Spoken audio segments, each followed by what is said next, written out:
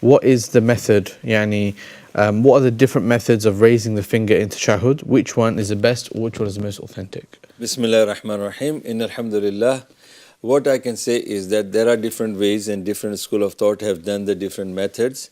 But according to my study of the ahadith, I can say that there is a hadith reported by Abdullah bin Umar radiallahu an in Sahih Muslim that he said that Rasulullah sallallahu alaihi wasallam, when he used to say at-tahiyatu lillahi wa salawatu wa tayyibat, from the very beginning he would make his finger like this, and the index finger would point towards the Qibla from the beginning of at-tahiyat till the end of salam. That is one hadith, and this is in Sahih Muslim, reported by Abdullah bin Umar radiallahu anhuma. Another hadith which is in Sahih ibn Khuzaymah.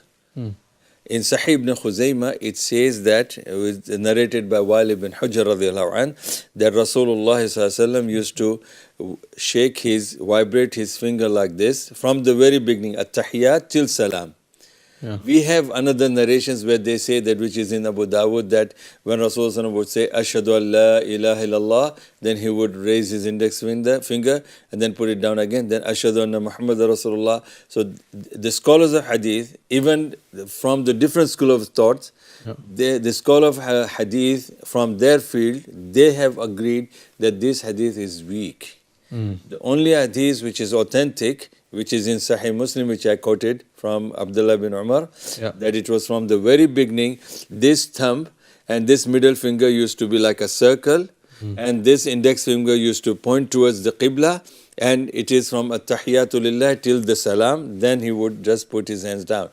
And in Ibn Khuzaymah it is mentioned, and in Sunan al-Bahiqi also it is mentioned, that the vibration has got even the reason that you are hitting like with the head of the hammer on the head of shaitan. Oh, I see. So it's a painful for shaitan when you vibrate. So vibration and straight is from the sunnah of Rasulullah from the very beginning, not on ashadu anna Muhammad Rasul, no. It's from very beginning, at-tahiyatu lillahi till assalamu alaikum wa rahmatullah, assalamu alaikum wa rahmatullah. That's the correct sunnah which I have studied from the hadith. Sure. So which is the weak hadith then? Is it the one which say Ashhadu an la ilaha illallah, down and then up? Yeah. I see. Okay. So why do we have so much division with people moving their fingers up and down and to say this person's wrong? And first of all, I can say that it is a difference of school of thought. Because see, when somebody says that, even in India, in Dubai, when I was working as an imam, I used to see that in the shops, Islamic books, they have got a prayer called Hanafi namaz. They have got a prayer called Maliki namaz. They have got a book which shows Shafi'i namaz.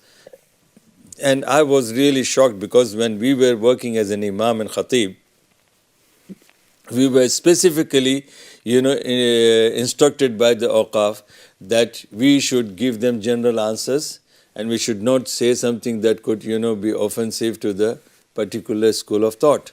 And this is subhanallah, when people are doing like this, they are subhanallah, it's a sort of lack of knowledge. This is one thing. And majority of the people, they don't actually go to Quran and Sunnah directly, which is also restricted by our scholars too. They say don't study Quran and Sunnah directly, otherwise you'll be misguided and you will start interpreting. You have to have a proper channel of. So this is one of the reasons. So most of these people, like my father, mashallah, he came from the school of thought of Hanafi background. Sure.